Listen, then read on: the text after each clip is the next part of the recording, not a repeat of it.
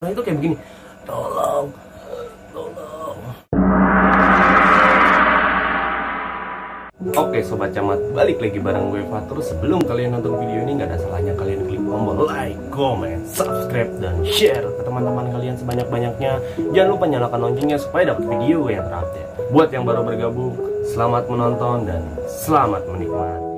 Oke sobat camat, kali ini gue mau menceritakan pengalaman pribadi gue yang dimana satu daerah rumah gue diteror oleh hantu bekas bunuh diri. Langsung aja kita mulai ceritanya. Sebelumnya gue mau menceritakan kronologi ini, kejadian nyata yang dimana kejadian ini bermula atau dimulai dari tahun 2015. Jadi pada kala itu sekitar habis asar ataupun jam setengah 4 itu tiba-tiba rumah gue tuh kayak kok rame gitu loh, kayak rame dan kumpul di suatu tempat kontrakan gitu, yang dimana kontrakan itu gak jauh men dari rumah gue men. Nah gue kan orangnya penasaran juga ya, jadi gue penasaran, akhirnya gue mulai bangun waktu itu karena memang gue ketiduran juga habis tidur siang. Terus tiba-tiba kayak, oh ada apa nih rame-rame gitu kan. Terus gue mulai keluar. Pada saat gue mulai keluar, ternyata ramenya itu dari tempat yang tadi, dari satu kontrakan itu. Jadi pas gue kesana, tiba-tiba udah banyak orang yang di depannya itu men. Karena di dalamnya terdapat orang yang udah ditemukan tidak bernyawa dengan keadaan gantung diri men. Nah, gue kan orangnya penasaran ya. Kalau gue belum ngelihat langsung di depan mata kepala gue sendiri, gue penasaran. Walaupun udah di depan gue tuh udah banyak orang yang bilang itu bunuh diri segala macam, gue nggak percaya. Dan akhirnya gue coba masuk dong. Gue coba masuk di situ. Ketika gue masuk, itu udah beneran dia tergantung dengan posisi yang lehernya itu udah begini, terus matanya itu setengah kebuka, ketutup setengah maksudnya. Ketutup setengah, lidahnya itu melel gitu, seperti kayak gitu. Dan gue lihat main di bawahnya itu udah banyak kayak kotoran-kotorannya dia, bahkan cairan spermanya dia pun juga udah keluar. Dan gue di situ coba bantu evakuasi orang itu juga, karena ya gue juga sebagai manusia ya melihat orang yang kayak gitu, so akhirnya gue bantu gitu loh. Nah setelah gue bantu, itu kelihatan jelas banget men, kayak misalkan dari sininya itu keluar darah gitu loh, keluar darah, sininya juga ada sedikit keluar darah juga, pinggiran-pinggiran matanya. Setelah itu jenazahnya dievakuasi dari pihak kepolisian yang memang pada saat itu datang juga. Nah ceritanya sebelum dia bunuh diri itu, kesaksian dari temennya itu adalah, jadi orang ini tuh berdua, dia ngontrak sama temennya yang memang dia itu kerjanya nggak jauh dari sana gitu. Jadi di tempat rumah gue ini nggak jauh itu ada kawasan pabrik-pabrik gitu. Nah jadi temennya ini ganti shift kan, bener-bener ganti shift gitu loh. Jadi temennya ini yang satu shift pagi nih, sedangkan dia shift 2. Nah ketika siang-siang nih orang tumben nih, temen yang bunuh diri ini tumben, kita sebut aja dengan sebutan inisial A ya. Nah si A ini tuh kayak dia tumben banget gitu. Biasanya istirahat dia di sekitar pabrik atau apapun itu. Nah istirahat dia pulang ke kontrakannya itu sambil bilang sama temennya, kalau gua ada salah gue minta maaf ya, dan ini gua ada uang 50.000, kalau gue punya utang ini gua ganti uang lo. Dia bilang kayak begitu men. Setelah dibilang kayak begitu, temennya juga ngerasa kayak, ini orang kenapa sih gitu loh. Dan tiba-tiba ketika temennya ini berangkat kerja, jadi pas dia pulang itu nggak lama temennya ini siap-siap mau berangkat shift 2 men di pabrik itu. Nah nggak tahu kenapa nih tiba-tiba kayak si B ini atau temennya si A ini kayak kok sore-sore ada yang mengganjel ya. Dan kebenaran memang barangnya juga ada yang tertinggal di barang-barang pekerjaan dia gitu loh, ada yang tertinggal di kontrakannya itu. Akhirnya dia pulang lah ke kontrakannya ini. Nah pada saat dia buka pintu kontrakan, awalnya dia mulai curiga, ini kok nggak ada orang gitu loh. Terus dia ngelihat ada secari kertas, yang dimana kertas itu bunyinya adalah, tolong maafin aku kalau aku ada salah, dan tolong sampaikan ke dia bahwa aku memang salah dan aku minta maaf. kejadiannya cukup benar-benar kayak dramatis banget gitu loh. Nah, jadi temennya ini si B ini mulai mikir nih. Si B ini mulai mikir, kok ini dia ngasih kertas orangnya kemana? Sedangkan di kontrakan itu nggak ada orang. Terus mulai kayak tiba-tiba si B ini kayak mungkin entah kebelet buang air kecil atau buang air besar ya. Dia ke kamar mandi lah men. Dan ketika dia ke kamar mandi, dia benar-benar kaget karena ya memang dia itu gantung dirinya benar-benar di depan persis pintu kamar mandi men. Gokil loh. Dan dia di situ langsung teriak, nggak kuat ngelihat temannya keadaannya seperti itu. Langsung bilang ke warga, bilangnya ke yang punya kontrakan juga, dan disitulah awal mulanya kejadian itu rame men. Oke, hari udah mulai berganti mau malam. Awalnya mulai nggak ada apa-apa, cuman kayak di malam itu tuh gue ngerasa kayak kok hening banget ya malam ini. Bener-bener hening, bener-bener kayak tumben banget. Pada saat itu bener-bener nggak ada satu orang pun yang lewat sekitar di atas jam 9 men.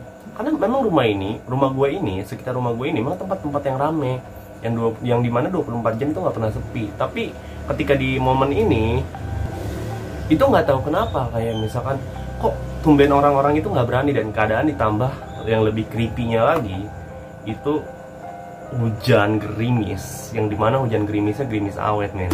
Gokil, lo bisa bayangin gak sih kayak misalkan malam-malam jam 9 ke atas, kondisi sepi, hening, gak ada yang lewat satupun, dan itu pun juga tumben pedagang-pedagang keliling yang biasa berjualan di sekitar rumah gue ini gak ada men.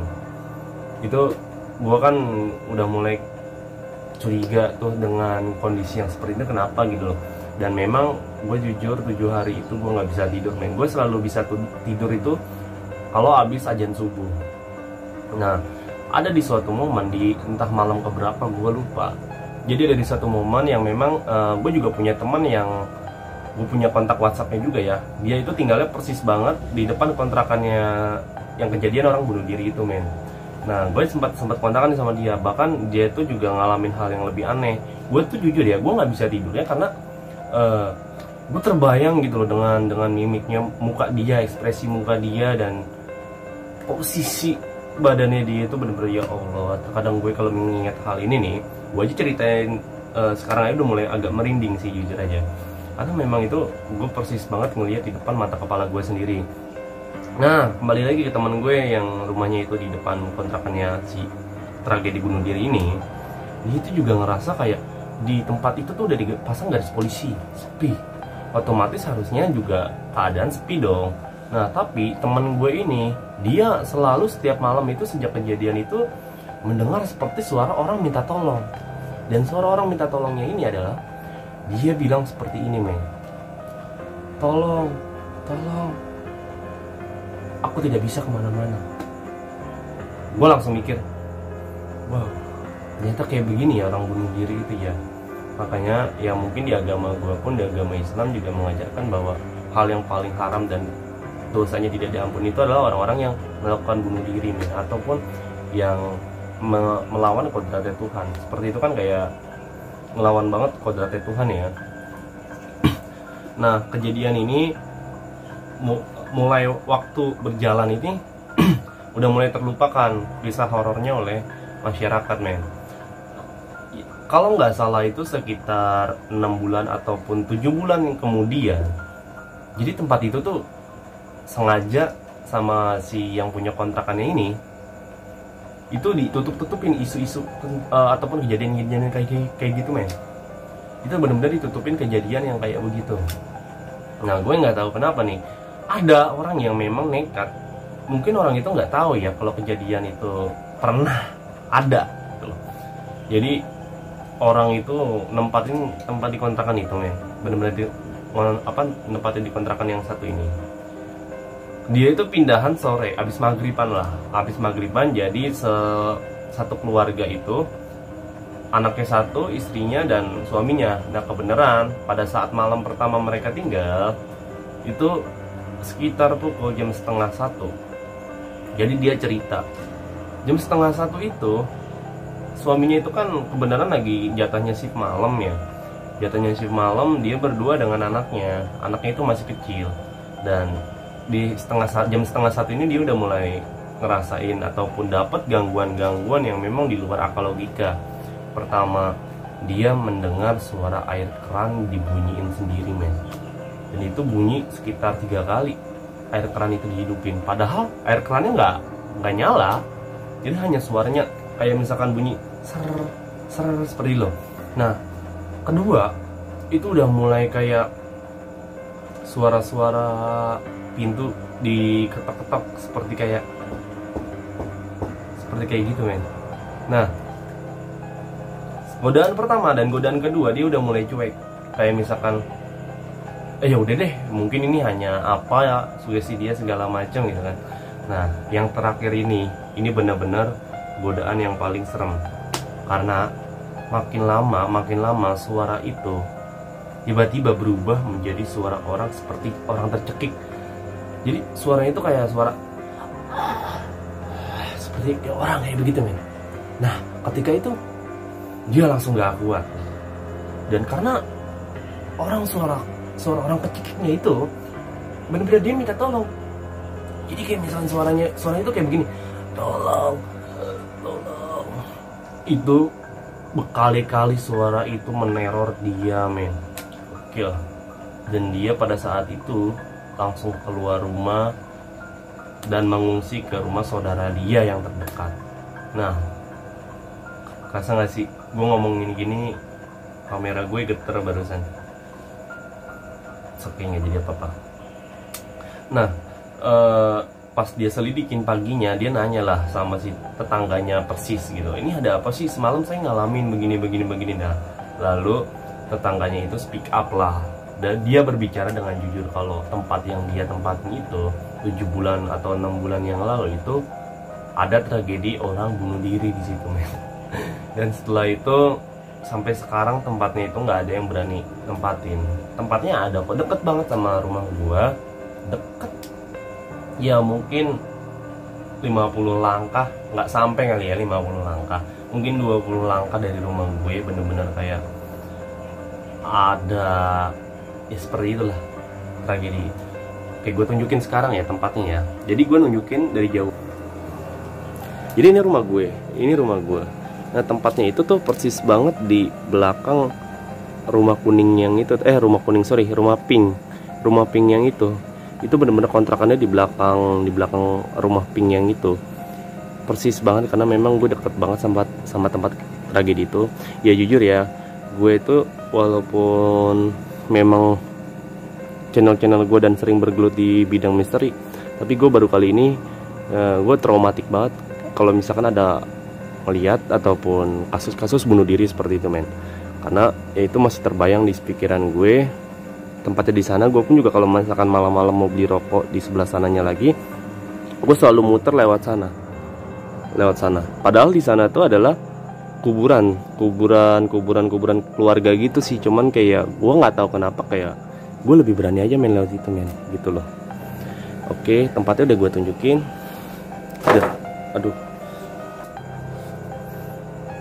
Aduh, gue nggak tahu kenapa ya. Kayak gue juga tadinya ragu sih, men, mau menceritakan hal ini ya, karena ini traumatik gue banget di tahun 2015 sampai sekarang. Oke, bahkan jujur, gue explore ke tempat serem sekalipun, gue masih berani. Walaupun ibaratnya tempat itu bekas pembunuhan, angker ratusan tahun, sering tragedi suara kuntilanak atau apapun itu, gue masih berani. Kecuali tempat itu pernah di suatu momen tempat yang dimana tempat bekas orang gantung diri juga. Dan itu gue jujur, itu gue minta di backup pada saat gue explore, nyali gue di jiper. Bahkan gue juga anehnya ketika gue explore sendirian di puskesmas ataupun tempat-tempat rumah sakit yang terbengkalai, apalagi itu daerah Ciamis, gue tuh bener-bener berani sendiri, men. Videonya yang ini itu gue bener-bener berani sendirian gitu loh. Kayak misalkan it's okay, bodo amat gitu loh. Tapi gue entah kenapa kalau misalkan ada suatu tempat yang memang ada kaitannya dengan orang bunuh diri itu, kayak gue nggak tahu lah ya, kayak gue nggak berani aja gitu. Dan videonya ini ada yang ini nih, tempat rumah bunuh diri. Dan ini gue bener-bener nekat banget dan gue nggak tahu apa-apa. Bahkan gue terakhir kali di menit-menit terakhir itu gue minta di backup juga sama temen gue yang memang kebenaran mau ngonten juga di sana. Gue minta ditemenin juga. Ya mungkin beda vibe-nya kali ya. Bener-bener kayak suasananya itu beda banget ketika orangnya bunuh diri sama memang ya tempat yang ditinggalin makhluk-makhluk jin seperti itu gitu loh. Oke men, jadi kesimpulannya adalah lo bisa ambil hikmahnya dari video gue atau dari cerita gue yang barusan gue ceritain, bahwa bunuh diri adalah bukan suatu solusi untuk kalian yang memang sedang depresi men. Jadi seberat apapun masalah kalian, masih banyak orang di luar sana yang masalahnya lebih berat daripada kalian. Sebenarnya masalah itu nggak besar, hanya kamu aja yang memperkecil di hadapan Tuhan yang maha besar. Kamu bisa mengatakan bahwa, hey masalah besar, aku punya Tuhan yang maha besar. Maka dengan itu, masalah akan mengecil dan bisa engkau hadapi dengan sebaik-baiknya. Oke, sampai sini aja video gue. Terus support video gue, jangan lupa like, comment, subscribe juga, dan share ke teman-teman kalian supaya gue makin bersemangat dalam berkonten. Dan seperti biasa, akhir kata dari gue, salam tua gapat dari Caon Maya.